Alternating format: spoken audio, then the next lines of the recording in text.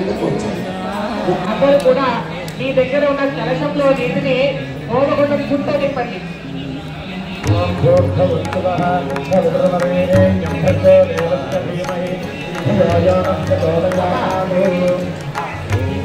నీటిని చుట్టూ నింపారు. కొంతమంది పాత్రలు తీసుకున్నారు, పాత్రలు నీటిని నింపారు. ఆ యొక్క హోమగుండం చుట్టూ కూడా ఆ కలశంలో అందరూ కూడా ఆ యొక్క హోమగుండం మీద తూర్పు మొదలగు ఆగ్నేయం, దక్షిణం, నైరుతి అలాగే 8 దిక్కులలో కూడా హోమగుండం ఇటుకల మీద అక్షింతలు వేయండి. కొద్ది కొద్దిగా తూర్పు, ఆగ్నేయం, దక్షిణం, నైరుతి అలాగే 8 దిక్కుల్లో కూడా అక్షింతలు వేయండి.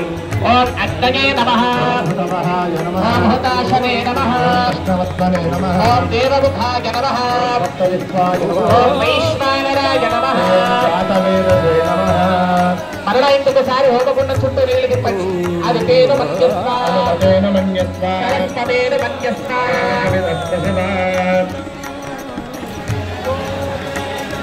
ఇతర రంగులు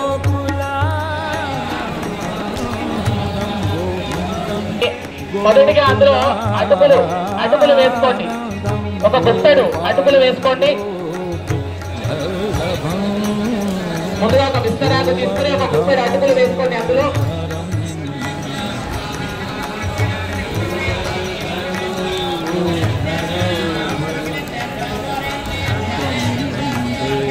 పక్కకి हवन कुंड में थोड़ा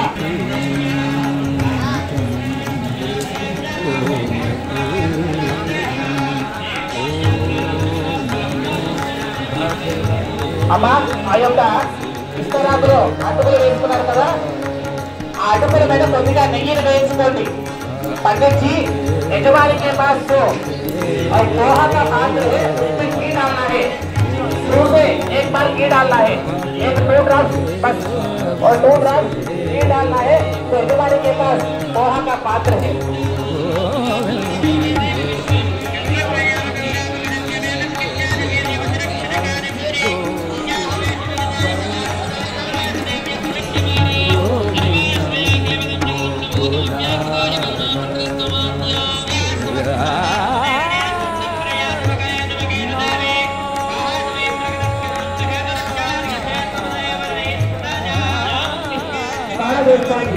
सभी नहीं बन देंगी, जब सहागर होते तभी आप सुबह से नहीं डालना है एक कुंड में।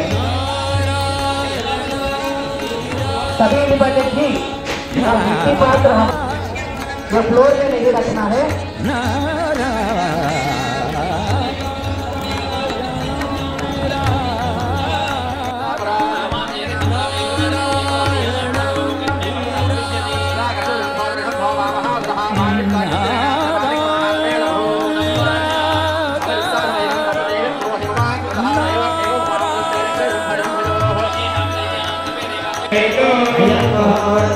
भगवतो अस्तु एतत्सुभोत्काले सूर्यादीनां नवानां ग्रहाणां चिन्तां